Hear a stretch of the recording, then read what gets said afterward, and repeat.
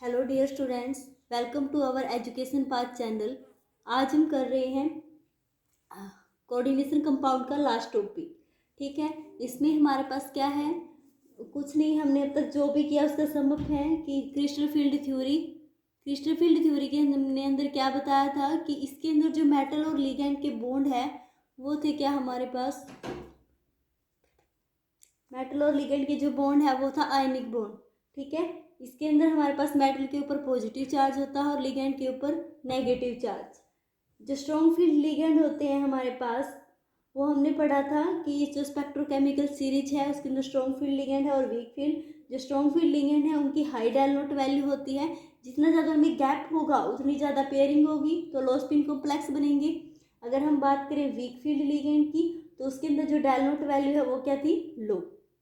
अगर dial note value लो है तो बीच में गैप कम है तो क्या बनेगा, अनपेयर्ड इलेक्ट्रॉन ज़्यादा होंगे तो हाई स्पिन कॉम्प्लेक्स बनेगा। उसके बाद हम पढ़ते हैं कंपाउंड के अंदर कि कलर कैसे बनता है। ठीक है, कुछ कंपाउंड कलर्ड होते हैं, वीबीटी थ्योरी ने एक्सप्लेन नहीं किया था बट सीएफटी एक्सप्लेन करती है कैसे। ये हमारे पास तीन ऑर्बिटल हैं T2G के ऊपर, हमारे पास दो ऑर्बिटल हैं EG के। अब ये कॉम्प्लेक्स है TiH2O6, Ti3 पॉजिटिव। ठीक है, इसके अंदर एक इलेक्ट्रॉन है डी के अंदर D1, तो एक इलेक्ट्रॉन पहले नीचे होगा। ठीक है, नीचे वाले सेट के अंदर जैसे ही ये रेडिएशन एब्जॉर्ब करेगा, लाइट गिराएंगे, एब्जॉर्ब करेगा। कौन सी लाइट एब्जॉर्ब की इसने, ग्रीन और येलो लाइट।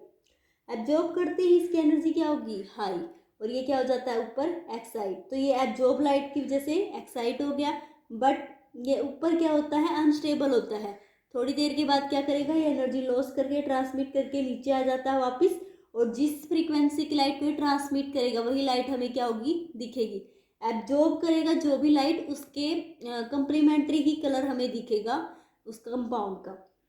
अब एक हमारे पास कैसे देखेंगे उसकी कौन सी लाइट एब्जॉर्ब करने पर कौन सा कलर दिखता है, तो हमारे पास एक डायग्राम है विबग्योर।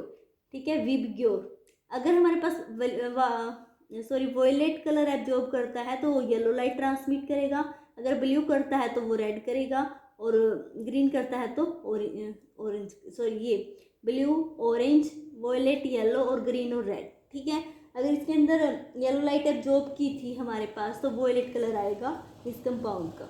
मान लीजिए अब हमारे पास तीन कंपाउंड है, कोबाल्ट H2O6, कोबाल्ट NH3 6 और कोबाल्ट CN6।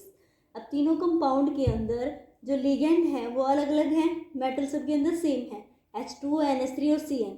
इनकी जो CFSE है CN की सबसे ज़्यादा होती है, उसके बाद NH3 की, उसके बाद H2O की। तो एक्साइटेशन एनर्जी का भी ऑर्डर क्या होगा, सबसे ज़्यादा इस कंपाउंड की, सबसे कम फर्स्ट की, फिर सेकंड की और फिर थर्ड की।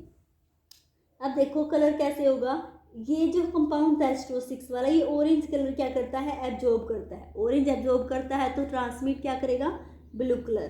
अगर हमारे पास जो नेक्स्ट कंपाउंड है वो ब्लू एब्जॉर्ब करता है तो ट्रांसमिट ऑरेंज करेगा, और ये वाला है जो CN6 वाला है, ये वॉयलेट क्या करेगा, एब्जॉर्ब करेगा तो ट्रांसमिट येलो कलर करेगा। तो ऐसे ही CFT को ने क्या एक्सप्लेन किया हमारे पास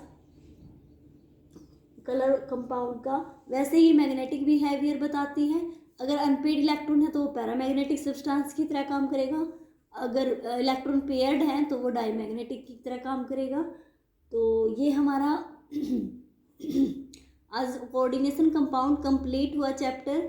आई होप डियर स्टूडेंट्स आपको समझ में आया होगा। अगर आपका कोई डाउट होता है तो आप पूछ सकते हैं। Thank you students for watching me.